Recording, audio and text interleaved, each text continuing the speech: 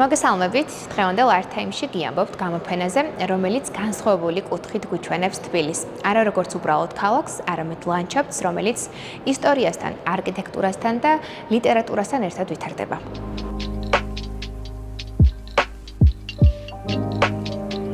გამოფენა დიალოგში არის ნინო ხარატიშვილის რომანთან მერვე სიცოცხლესთან, რომელიც პანელებზე არის წარმოდგენილი. ძალიან მნიშვნელოვანი გამოფენაა, რადგან ალბათ ერთ-ერთი ესეთი ახლებური ხედვა თბილისის ლანდშაფტის და ვფიქრობ, რომ რაღაც შეიძლება ახალი იდეების დაიბადოს ამ გამოფენის ნახვის შემდეგ. რა არის წარმოდგენილი და ზოგადად რა ინფორმაციას გვაძლევს დღევანდელი გამოფენა? ამ გამოფენაზე გამოფენილი არის ორი მოდელი. ერთი არის თბილისის ორთოგონალური მოდელი ლანდშაფტის და მეორე არის მეტეხის კლდის მოდელი. ჩვენ ეს პროექტი დავიწყოთ 2 წლის წინ. თუმცა მე მანამდე ვსწავლობდი იტალიაში და ვიცნობდი პროფესორ რიცის. მე მასთან მუშაობდი რაღაც პერიოდი. ვფიქრობ, რომ მილიმეტრული შეცდომები მაინც დაშვებული იქნება და ეს ასეც უნდა იყოს. მეტეხის კლდის პანორამული მოდელის შემთხვევაში, ანუ არანაირი მასალა არ არსებობდა. და ეს მასალა ესე იგი ჩვენ შევქმნით, ანუ დავასკანერეთ ეს მოდელი. ეს ორი პანელი ესე იგი არის წარმოდგენილი როგორც არქიტექტურის და ლიტერატურის ენა.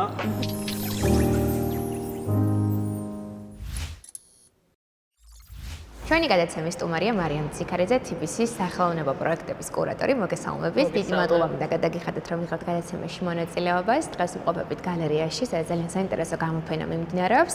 და ამიტომაც უფრო მეტი ინფორმაცია ჩვენს მაყურებელს მინდა რომ თქვენ მიაწოდოთ. მოგესალმებით.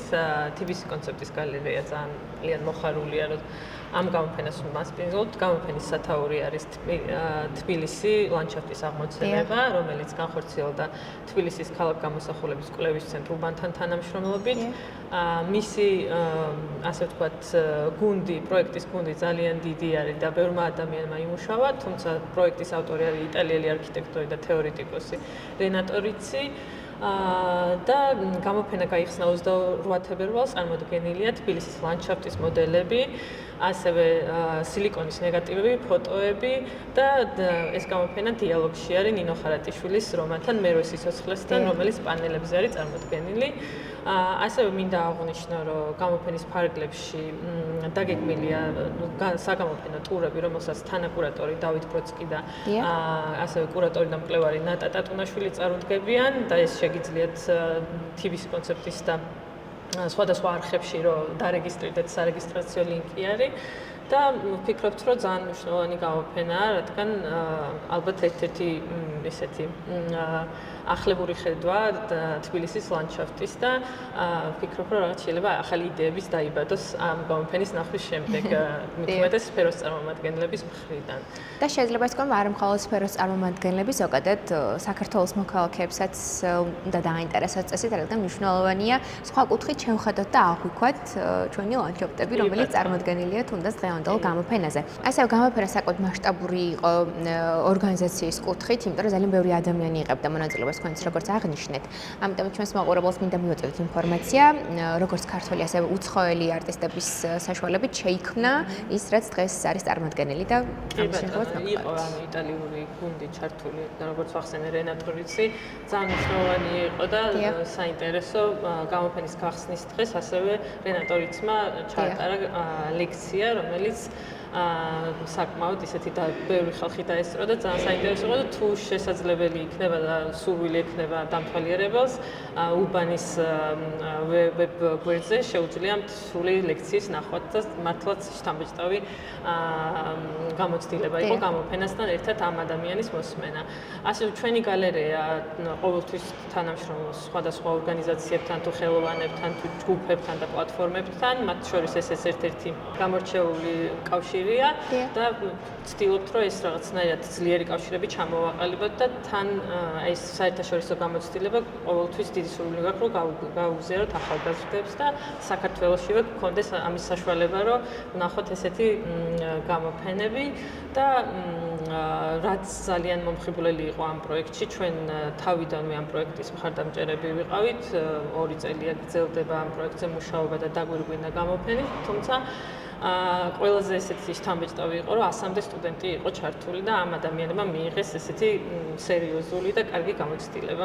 ნამდვილად ასეა. ძალიან დიდი მადლობა მინდა გადაგიხადოთ რომ გადაეცემით მონაწილეობას ძალიან ცენტრში. ჩვენ ძალიან გვიხარია რომ მყოფებით ამ გამოფენაზე და ახლა რა თქმა უნდა არ დავასრულებთ საუბარს, უნდა გავაგრძელოთ კიდევ სხვა რესპონდენტთან საუბარი, უფრო დეტალურად შევიტყოთ როგორ შეიქმნა და ზოგადად რა არის ყველაზე მნიშვნელოვანი ეს დღევანდელ გამოფენაზე უნდა იცოდეთ ესე რომ დარჩით ჩვენთან ერთად. ჩვენი გადაცემის სტუმარია დავით ბროცკი, არქიტექტორი და კვლევითი ცენტრი უბანის თანადამფუძნებელი. მოგესალმებით, დიდი მადლობა და გადაგიხადოთ რომ იღებთ გადაცემაში მონაწილეობას. ძალიან საინტერესო გამოფენა არის წარმოდგენილი დღეს გალერეაში და ჩვენს მაყურებელს მინდა უფრო მეტი დეტალი მოვუყვეთ და რა თქმა უნდა ვაჩვენებთ თუ რა პროცესთან არის დაკავშირებული ამ ყველაფრის შექმნა, რა ინფორმაციას გვაძლევს დღევანდელი გამოფენა და ასევე საინტერესოა ზოგადად როგორ გაჩნდა ეს იდეა, რატომ ქვია მას ესეთი პოეტური სახელწოდება. რაც შეეხება იდეას, ეს იდეა ჩვენ ეს პროექტი დავიწყოთ 2 წლის წინ. თუმცა მე მანამდე ვსწავლობდი იტალიაში და ვიცნობდი პროფესორ რიცის. მე მასთან მუშაობდი რაღაც პერიოდი და იმის მერე რაც ჩავაბარე არქიტექტურულ ფაკულტეტზე ვენეციაში, ამის მერე ის იყო ჩემი პროფესორი რაღაც პერიოდი რა და ეს პროგრამა ამ პროგრამას ის ძალიან ბევრი წლების განმავლობაში ამუშავებდა და ასწავლიდა ამ პროგრამით ამ უნივერსიტეტში. და მასთან ერთად, რამოდენიმე ქალაქში გვაქვს ნამუშევარი და სხვა ქალაქებში ვართ ნამყოფები მსგავსი თემით. ანუ გამოცდილი იყო ამ მიმართულებით თქვენ რაც გინდოდეთ? ვიყავი მისი ასისტენტი. როდესაც თქვენ უთხარით თქვენი იდეის შესახებ, რომ გინდოდათ რომ ჩვენს ქვეყანაშიც მსგავსი თემატიკის გამოფენა გამართულიყო. როგორ დაიწყო მასთან კომუნიკაცია და შემდეგ როგორ მოვედით უკვე დღევანდელ გამოფენამდე ძალიან საინტერესოა. ხო, კი, როცა ჩამოვედი იქიდან ყოველთვის მინდოდა რომ დაგვეპატიჟებინა ეს და უბრალოდ მოგვეწვია და რაღაცა რაიმე პროექტი გაგვეკეთებინა მსგავსი ამ პროგრამით მასთან ერთად. და იმის მერე რაც ჩვენი კვლევითი ცენტრი დავაარსეთ და გვაქვს ეს მიმართულება, საგანმანათლებლო მიმართულება, რაღაცნაირად დაემთხვა, რომ ის დავპატიჟეთ და დავიწყეთ ამის კეთება 2 წლის წინ. დიახ. და დღევანდელ გამოფენაზეც უფრო მეტი დეტალი შევთავაზოთ ჩვენს მაყურებელს, რა არის წარმოდგენილი და ზოგადად რა ინფორმაციას გვაძლევს დღევანდელი გამოფენა. თქვენ თქვით, რომ ეს მაინც ინდივიდუალურია, ყველა თავის ესე რომ ვთქვათ, ემოციებს იპოვის და ცნობიერებას, მაგრამ რა არის წარმოდგენილი, მაინც უფრო საინტერესო თქვენგან მოვისმით. ხო. ამ გამოფენაზე გამოფენილი არის 2 მოდელი. ერთი არის თბილისის ორთოგონალური მოდელი ლანდშაფტის. დიახ. ერთი 20,000-თან მასშტაბში და მეორე არის მეტეხის კლდის მოდელი. ერთი 250-თან მასშტაბში. ეს მოდელები გავაკეთეთ, ესე იგი სექტემბერში, როცა ჩამოსულები იყვნენ იტალიელები, ეს იყო დიდი სემინარი, რომელიც ჩავატარეთ. მონაწილეობდა 80-მდე სტუდენტი და ასისტენტების გუნდი. როგორც ქართველები, ასევე უცხოელი არტისტები. ასევე უცხოელები კი მონაწილეობდნენ და ეს იყო სამკვირიანი სემინარი და ამ სემინარის ფარგლებში შეიქმნა ეს მოდელები. და გამოფენაზე გამოფენილია მოდელების გარდა, ესე იგი, სილიკონის ნეგატივები. დიახ. და ორი პანელი, რომელზეც ვისაუბრებთ. დიახ. მაგრამ ამ შემთხვევაში მეტეხთან დაკავშირებით ძალიან საინტერესოა ზოგადად როგორ ხდება შექმნა, დაკვირვება ამ ყველაფრის, რომ იყოს იდენტურთან მიახლოებული, ხომ? ეს არის რაღაცნაირად ერთ-ერთი მთავარი რამ, რაც ჩვენ უნდა დავინახოთ და დამთავრებმა იგრძნოს აქ, ხომ? ანუ როგორ არის ეს პროცესი მოწყობილი, ხო? როგორ არის ეს ეს პროგრამა რა პროცესებს გულისხმობს. ესე თავიდან კეთდება, თავიდან ხდება შესწავლა იმ ინფორმაციის, რაც ვაგროვებთ გეოლოგებისგან, ან ტოპოგრაფებისგან. ეს არის ეს იზოჰიპსები თუ სხვა, ფოტომასალა თუ სხვა. შემდეგ ხდება ამ ინფორმაციის და მასალების დამუშავება. დიახ. და შემდეგ, დამუშავება ხდება გასუფთავება, დახაზვა, აი მაგალითად მეტეხის კლდის პანორამული მოდელის შემთხვევაში, ანუ არანაირი მასალა არ არსებობდა და ეს მასალა ესე იგი ჩვენ შევქმნით, ანუ დავასკანერეთ ეს მოდელი და მე ხელით დაიხაზა ეს იზოგიფსები. ის შედგება 500 ლეიერისგან, 500-მდე ლეიერისგან შედგება. შემდეგ სემინარის განმავლობაში ესეთი რაღაცა არის, რომ ჯგუფებად იყოფა. ну იქ 80 იყო და შესაბამისად არის 10 მოდული და სულ 16 მოდული არის. და თითო მოდულზე თითო ჯგუფი 5 კაციანი ჯგუფი მუშაობს. დიახ. ესე იგი პირველი პროცესი რაც არის, ეს არის ჭრის პროცესი. ჭრის პროცესი. ესე იგი ჯგუფებს ეძლევათ პრინტები, რომელზეც დაპრინტულია თითო იზოხაზი. დიახ. ყოველ მოდულს აქვს 500-მდე იზოხაზი, სხვა არის 6 მოდული. დიახ. ესე იგი უნდა გადამრავლდეს რამდენი ფურცელიც იჭრება. ეს ფურცელი არის აკვარელის ფურცელი, ეს არის მილიმეტრის მე-13. დიახ. და ესე იგი ეს იზოხაზი ჯერ იჭრება და შემდეგ ყველ ეს იზოხაზები ერთმანეთზე წებდება. ხო, ანუ პირველი პროცესი ძალიან შრომატევადია, ხო? კი, ძალიან შრომატევადი სამუშაო არის და ძალიან დიდ სიზუსტეს და კონცენტრაციას მოითხოვს. ესე იგი, ეს პირველი პროცესი არის ჭრის, როგორც გითხარით, შემდეგ მიდის დაწეპების პროცესი, ეს იზოხაზები ერთმანეთზე წებდება და გვაძლევს პირველ მოდელს, უბრალოდ პირველ სახეს პირველ პოზიტივს, ქაღალდის, ანუ აკვარელის ქაღალდის პოზიტივს და ეს ეკეთება ყველა მოდულზე, აი ეს პოზიტივები, რის განაც შემდეგ უკვე ისხმება ესე იგი ეს მატრიცები, რაც ხო გამოფენილი, რომელიც არის სილიკონი, ორკომპონენტიანი სილიკონის მატრიცები. საიდან ეს უკვე მეორე ეტაპი არის, ანუ ჩამოსხმის ეტაპი, ანუ თავიდან არის ჭრის და წებების ეტაპი და მერე არის უკვე ჩამოსხმის ეტაპი. ეს ჩამოსხმის ეტაპი არის ორი ეტაპი. ერთი არის თვითონ როგორც გითხარით, ამ სილიკონების ჩამოსხმა, ანუ ნეგატივების და მერე ნეგატივებისთვის იგება ყუთები და იქ მიდის უკვე თაბაშირის ჩამოსხმა. ანუ ეს მოდელი არის თაბაშირის. დიახ. ესე იგი თაბაშირის და ეს თაბაშირის არის უკვე საგამოფენო მასალა, ხო? დიახ. თვითონ პროცესზე აი დაახლოებით რა დრო დასჭირდა მაგალითად ამის დამზადებას? ხო, დამზადებას, ну, მთლიანი ეს სემინარი შედგებოდა 3 კვირისგან. 3 კვირიანი სემინარი იყო, სექტემბერში ჩატარდა. და ამ 3 კვირის განმავლობაში, ეს 3 კვირა დაიყო, ესე იგი, სხვადასხვა 5 დღის განმავლობაში ხორციელდებოდა ჭრა, ორივე მოდელის, შემდეგ დაწეპება, შემდეგ ჩამოსხმა და 3 კვირაში ეს მთელი პროცესები მორჩა. ამ პროცესების მერე იყო უკვე ის მოდელები, რაც დამზადდა, უკვე თავიდან გადამუშავდა საგამოფენოდ, იმიტომ რომ ძალიან რთულია, რომ აი ამხელა პროცესი, სადაც 80 ადამიანი მონაწილეობს, მილიმეტრებში იყოს დაცული და შესაბამისად ის მოდელები, რაც ჩამოისხა, განსხვავებებით იყო და მერე მას დაჭირდა დამუშავება, საგამოფენოდ მომზადება, რომ თითო მილიმეტრის შეცდომა არ დაიშვება ამ შემთხვევაში, შეიძლება ითქვას მაქსიმალურად ცდილობთ. ნუ ფიქრობთ, რომ მილიმეტრული შეცდომები მაინც დაშვებული იქნება და ეს ასეც უნდა იყოს.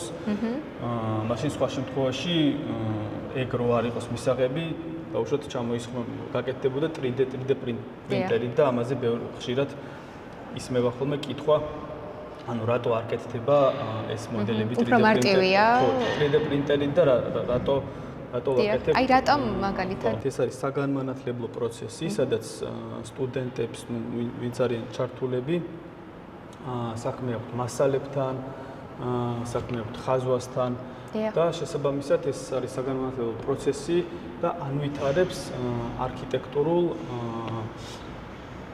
უნარებს. ეს არის ერთი მხარე, რომელიც არის ძალიან მნიშვნელოვანი და ამ არქიტექტურული უნარების განვითარება სხვანაირად ძალიან რთულია თუ არ შეეხე მასალას და არ ჩაიტვირთე მასში შესაბამისად ის რო აქ არის სხვა შეცდომები, შეიძლება 2 მმ-ით რომელიმე მოდული ამოწეული იყოს ან რომელიმე ლეიერი ერთმანეთს არ ემთხვეოდეს, ეს ბუნებრივი არის და ეს ასევე არის ლამაზი. მაგრამ რა თქმა უნდა ძალიან მნიშვნელოვანია, რომ ცდილობთ ხელით ნამუშევარი, იმიტომ შექმნათ ამდენი დრო დაუთმოთ, რომ მაქსიმალურად ეცადოთ, რომ ეს იდენტური იყოს ნამდვილ, ესე რომ ვთქვათ, ლანდშაფტთან და რეალურ ემოციებთან იყოს დაკავშირებული. კი, რა თქმა უნდა, ეს მნიშვნელოვანია ამ პროცესში, მნიშვნელოვანია სიზუსტე. იმიტომ რომ ჩვენ, ერთ-ერთი მიზანია, რომ ლანდშაფტი და ეს რელიეფი, პორტრეტი გამოვაჩინოთ ნაშენი გარემოს გარეშე და სიზუსტეს ძალიან დიდი მნიშვნელობა აქვს. თუმცა ყველა პროცესში არის რაღაცა უზუსტობები, ადამიანი არ არის კომპიუტერი და შესაბამისად ამითიც არის მნიშვნელოვანი ეს პროცესი, ეს ძალიან დიდი ერთი დიდი პროცესია, რომელიც ბევრ ადამიანს ერთმანეთთან აკავშირებს. ვიცით რა მაინტერესებს, თქვენ როდესაც ამ პროექტზე მუშაობდით, მაინტერესებს თუ გქონდეთ ახალი ემოციური კავშირი და აღმოჩენები თბილისის ლანდშაფტთან. რა ისწავლეთ და რა ცოდნა მოგცეთ პირადად თქვენ?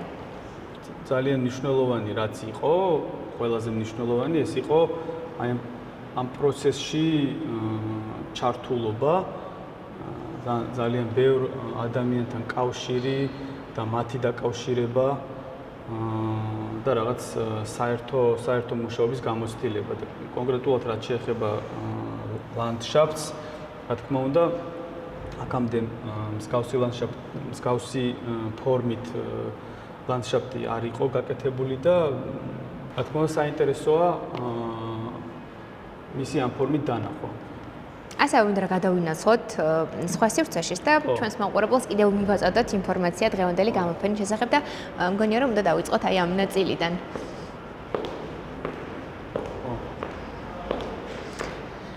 რა არის წარმოდგენილი?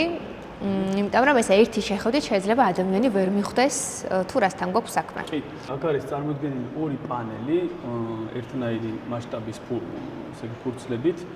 ეს პირველი პანელი არის თბილისის ლეიერების, აი ამ იზოჰიპსების განშლა. ანუ ეს რას ნიშნავს, რომ თუ ჩვენს ორთოგონალურ მოდელში გვაქვს 10 მოდული, იწყება პირველი მოდულიდან, ანუ თითოეულ მოდულში არის რაღაცა რაოდენობა იზოჰიპსების, იწყება ამ პირველი მოდულიდან და ესე მოყვება 10-ვე მოდულის განშლა არის და გამოდის სულ საერთო ჯამში 1130-მდე 30 ლეიერი, ესე იგი ეს იზოჰიპსი და მეორე პანელში წარმოდგენილია ნინო ხარატაშვილის მერვე სიცოცხლე ბრილკას ამ წიგნის ფურცლების განშლა. ამ წიგნში ესე იგი მოყოლილი არის სხვადასხვა თაობების ისტორია და ამ ორ პანელში ეს ორი პანელი ესე იგი არის წარმოდგენილი როგორც არქიტექტურის და ლიტერატურის ენა და მათი კავშირი. და ასევე დაემთხვა ის, რომ ესე იგი ეს წიგნი შედგება როგორც თბილისის ლანდშაფტის